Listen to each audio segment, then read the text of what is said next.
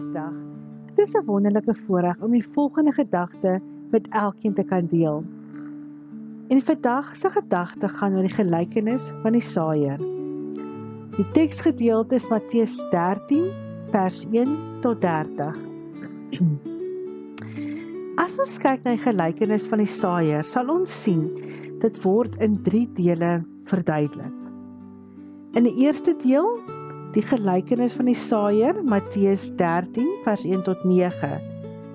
In die tweede deel, die doel van die gelykenis, Matteus 13 vers 10 tot 17. En in die derde deel, Jesus verklaar die gelykenis van die saaiër in Matteus 13 vers 18 tot 30. Nou kom ons kyk na die eerste gedeelte. Jesus het graag gelykenisse gebruik om sy disippels en die mense te leer. Ons lees dat die saaiër gaan saai het en die sade het op verskillende plekke geval. Dit het op die pad geval en die voëls het dit opgepik, wat dus gesorg het vir voedsel vir die voëls. Ander het op die klipbanke geval en daar was dit nie baie grond nie. Dit het gou opgekom omdat die grond nie so diep was nie, maar met die warm son het dit verskroei. En omdat dit nie wortels geskiet het nie, het dit verdroog. Ander het tussen die onkruid geval en soos die onkruid opgekom het, het dit die sade laat verstik. Ander het op goeie grond geval en 'n oes opgelewer, party 100voudig, ander 60voudig en ander 30voudig. In vers 9 sê Jesus die volgende woorde: wie ore het, moet luister. As ons na die eerste gedeelte kyk, dan moet ons onsself afvra, en ek sluit myself daarby in, is ons nog steeds op die grond waar God ons gesaai het? Of het dit ons deur die storms van die lewe op grond laat val wat geen oes vir God inbring nie? Het ons op grond beland waar die voëls ons as voedsel oppik? Of dalk op plekke waar ons geestelik verdroog het? Het ons dalk tussen onkruid beland?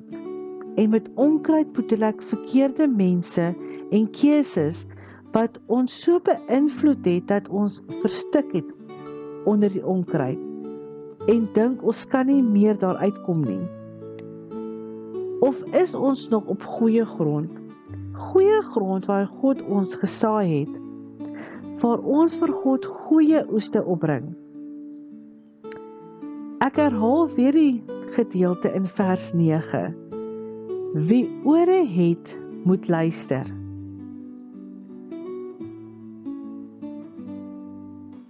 Die menslike oor kan baie klanke hoor, maar daar is 'n beter manier van luister wat tot geestelike insig en begrip lei.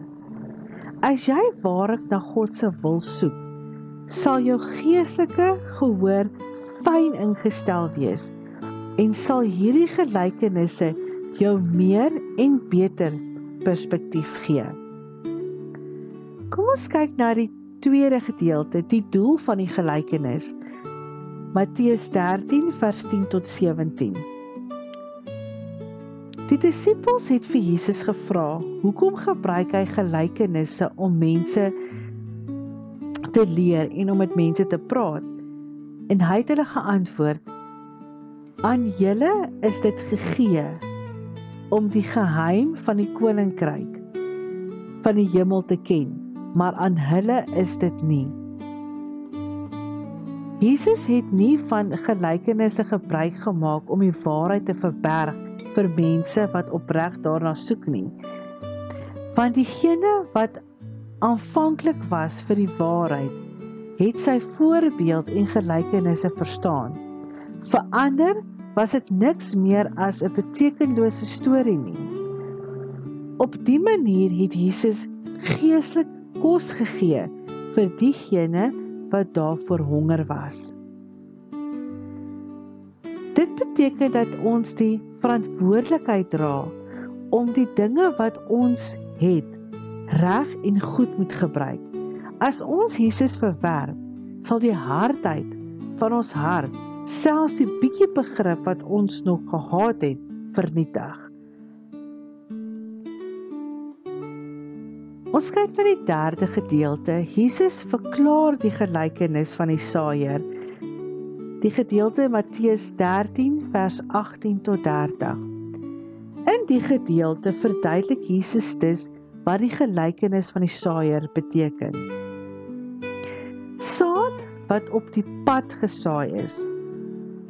In vers 19, die bose kom by elkeen wat die woord van die koninkryk hoor, maar dit nie verstaan nie, en vat dan weg wat hy in sy hart gesaai is. Dit is hy by wie daar op die pad gesaai is. As ons nie God se woord ken en waaragtig verstaan en uitleef nie, kan die duiwel kom en ons verwoes. Ons harte en dit wat Jesus in ons harte gesaai het, kan hy verwoes.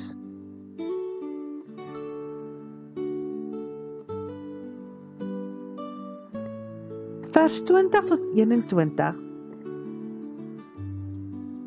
Die man weer by wie daar op die klipbanke gesaai is hy wat die woord hoor en dit dadelik met blydskap aanneem. Hy laat dit egter nie by hom wortel skiet nie, en hy hou nie lank uit nie. As hy ter wille van die woord verdruk en vervolg word, word hy gou afvallig. Vers 22. Die man by wie daar tussen die onkruid gesaai is hy wat die woord hoor, maar die bekommernisse van die lewe en die verleidelikheid van rykdom verstik die woord en dit bly sonder vrug. Die lewe sorg vir soveel bekommernisse en twyfeling dat ons verstik en voel ons kan nie meer aangaan nie, en sodoende kan ons nie die vrug of vrugte dra wat by ons gesaai is nie. Ons twyfel in onsself omdat ons bekommerd raak of soms twyfel.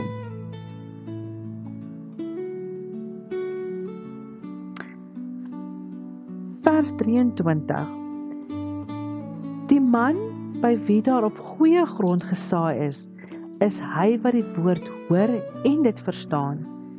Hy dra inderdaad vrug en lewer 'n oes, soms 100voudig, soms 60voudig, soms 30voudig.